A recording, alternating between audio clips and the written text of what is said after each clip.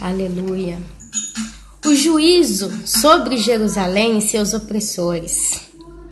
Eis que vem o dia do Senhor, em que os teus despojos se repartirão no meio de ti. Porque eu ajuntarei todas as nações para a peleja contra Jerusalém, e a cidade será tomada, e as casas serão saqueadas, e as mulheres forçadas. Metade da cidade sairá para o cativeiro, mas o restante do povo não será expulso da cidade. Então sairá o Senhor e pelejará contra as nações como pelejou no dia da batalha. Naquele dia estarão os seus pés sobre o Monte das Oliveiras, que está defronte de Jerusalém para o oriente. O Monte das Oliveiras será fendido pelo meio, para o oriente e para o ocidente, e haverá um vale muito grande. Metade do monte se apartará para o norte e a outra metade para o sul. Fugireis pelo vale dos meus montes, porque o vale dos montes chegará até Azal. Sim, fugirei como fugistes do terremoto nos dias de Uzias, rei de Judá. Então virá o Senhor, o meu Deus, e todos os santos com ele. Aleluia. Acontecerá naquele dia que não haverá luz, mas frio e gelo. Mas será um dia singular, conhecido do dia do Senhor. Não será nem de dia nem de noite, mas haverá luz à tarde. Naquele dia também sucederá que correrão de Jerusalém águas vivas, metade delas para o mar oriental e a outra para o mar ocidental, no verão e lá no inverno. Sucederá isso. O Senhor será rei sobre toda a terra naquele dia. Um só será o Senhor, e um só será o seu nome. Toda a terra, todo o planeta se tornará como a planície de Geba e Rimon, ao sul de Jerusalém. Esta será exaltada e habitada no seu lugar. Desde a porta de Benjamim até o lugar da primeira porta, até a porta da esquina e desde a torre de Ananel, até os lagares do rei habitarão nela, e já não haverá maldição, e Jerusalém habitará segura. Esta será a praga com que o Senhor ferirá todos os povos que guerrearem contra Jerusalém. A sua carne se apodrecerá, estando eles de pé. Apodrecer-lhe-ão os olhos nas suas órbitas, e lhes apodrecerá a língua na boca. Naquele dia também haverá da parte do Senhor grande confusão entre eles. Cada um agarrará a mão do seu próximo, cada um levantará a mão contra o seu próximo. Também Judá pelejará em Jerusalém, e se ajuntarão as riquezas de todas as nações circunvizinhas, ouro, prata e vestes em grande abundância. Como esta praga, assim será a praga dos cavalos, dos mulos, dos camelos, dos jumentos e de todos os animais que estiverem naqueles arraiais. Aleluia, Senhor. Nós acabamos de ler Zacarias, capítulo 14, do versículo 1 até o versículo 15. A gente vê aqui uma visão geral do juízo do Senhor no dia da batalha do Armagedon.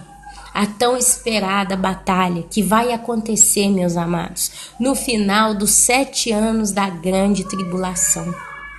A palavra do Senhor diz que a terra vai entrar num processo, vai entrar nessa batalha. Porque o que vai acontecer, meus amados? Eu sei de todo o meu coração que eu tenho visto muitos irmãos que dizem com toda certeza que a igreja vai ver o anticristo antes de subir para o céu.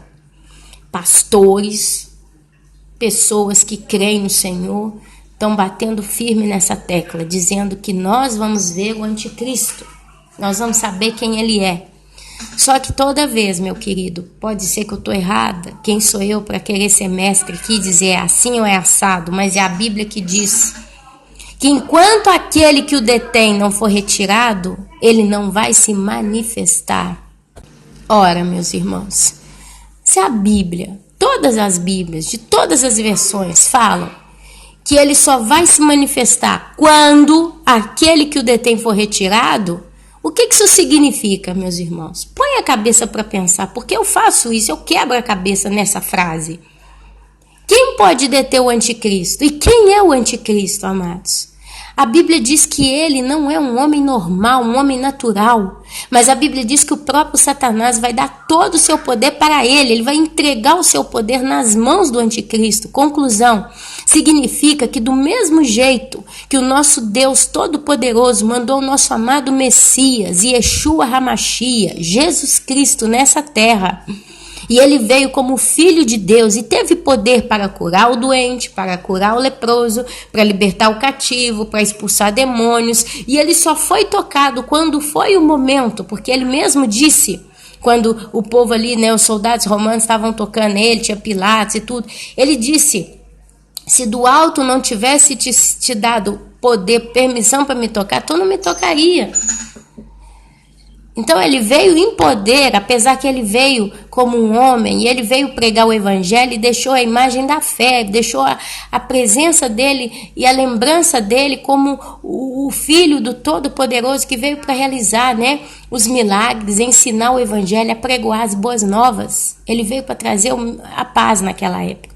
Conclusão, Satanás quer imitar a Deus, ele sempre fez isso. Deus cria uma coisa, ele vai criar outra igual. Aliás, ele nem cria nada, ele pega o que Deus fez, imita e faz as mudanças dele, diz que é dele. Então ele vai trazer o seu anticristo, meus amados. Ele vai trazer o anticristo, e o anticristo vai ter poder. E a diferença é que o anticristo vai ter um poder que o nosso amado Messias não teve. Quando ele veio no mundo, quando o nosso amado Criador Jesus veio ao mundo, nasceu no mundo, o próprio povo judeu pensava que ele ia tomar o trono, que ele ia ser rei sobre Israel, como foi Davi, como foi Salomão, que Roma ia perder o poder, que Israel ia crescer. Só que o que acontece? O nosso amado Messias, ele não fez assim. Ele entrou até com um jumentinho, né, em Jerusalém.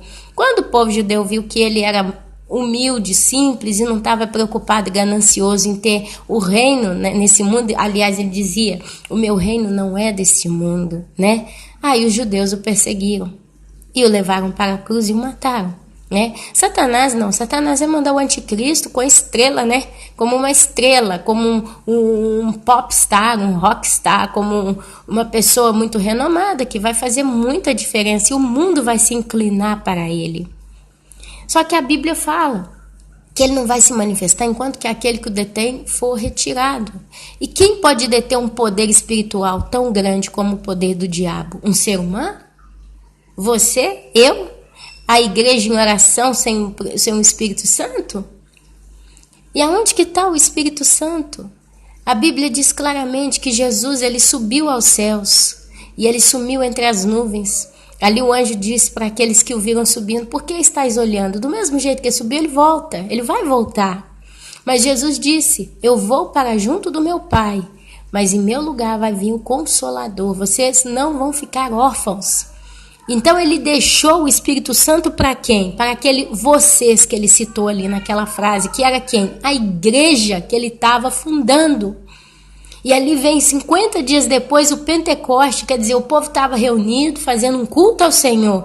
E ali depois veio o batismo com línguas de fogo e cada um começou a falar em línguas diferentes, línguas estrangeiras.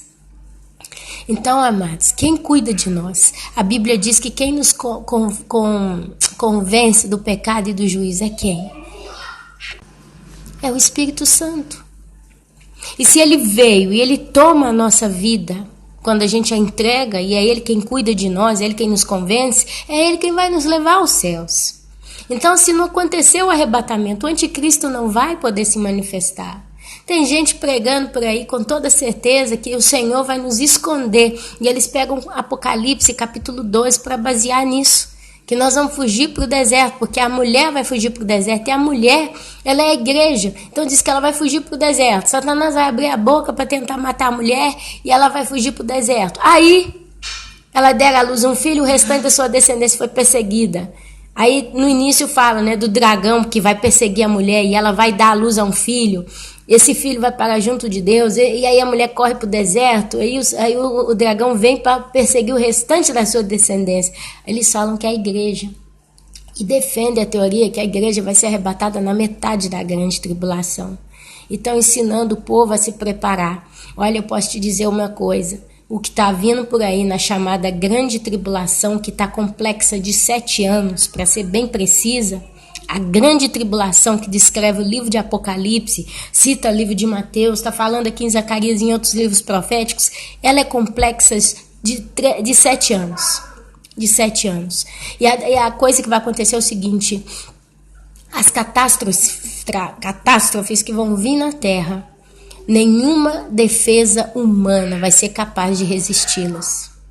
Nós estamos falando de meteoro caindo, nós estamos falando de tsunamis gigantescas de água podre, nós estamos falando de terremotos de magnitude de 9 pontos para cima graus na escala Richter. Nós estamos falando de pedras de 35 a 40 quilos de gelo caindo na cabeça dos homens em uma velocidade. Gente, nós estamos falando de flagelos. Nós estamos falando de um exército de 200 bilhões de demônios comandados por um tal de Apoleon ou Abaddon, que está lá preso no fundo do rio Eufrates. Nós estamos falando do abismo, porque no rio Eufrates tem 4 demônios, 4 anjos, que vão ser soltos naquele dia e naquela hora, e vão matar os homens. Não sei se é 1/3 dos homens, teria que ler lá para dizer a informação precisa. Vocês acham que construir um buraquinho na montanha vai ser o suficiente para se livrar de tudo isso?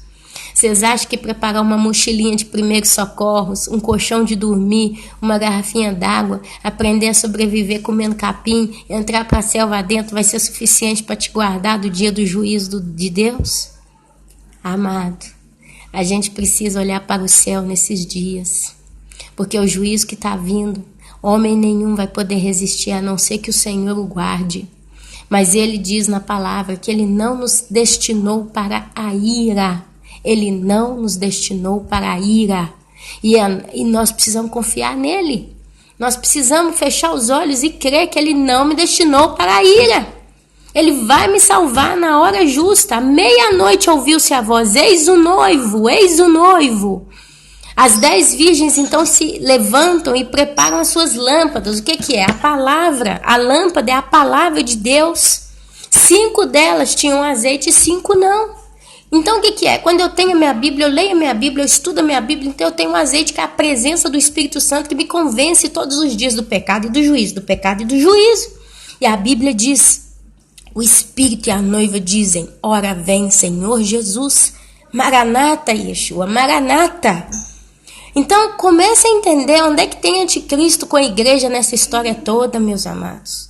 Vamos ler a Bíblia, vamos entender, vamos crer, vamos ter fé que o turbilhão da ira que está vindo não é para nós. Não que nós mereçamos, como eu disse, nós ainda somos pecadores, mas somos justificados pelo sangue de Cristo. E como diz na carta aos Romanos, capítulo 7, capítulo 8, nós não vamos mais praticar as coisas que outrora praticávamos, porque nós somos novas criaturas, nós somos de Deus. Deixa o juízo que está vindo para quem precisa passar por ele, porque nós vamos vir com ele nas nuvens. Olha, aqui, só para fechar que o meu tempo acabou. Fugireis pelo vale dos meus montes, porque o vale dos montes chegará até Azal. Sim, fugireis, como fugistes no terremoto nos dias de Uzias, rei de Judá. Então virá o Senhor, meu Deus, e todos os santos com ele. É possível que na metade da grande tribulação eu sou arrebatado e na mesma hora, depois de 3 anos e meio, eu desço de novo com ele? Ou pior ainda, para os pós-tribulacionistas, que depois de 7 anos ele me arrebata, eu nem cheguei lá no céu, já estou descendo montada num cavalo branco para combater o bom combate, como está falando Zacarias? Amados, eu só posso dizer uma coisa: nós estamos nos últimos dias, eu não tenho dúvida disso.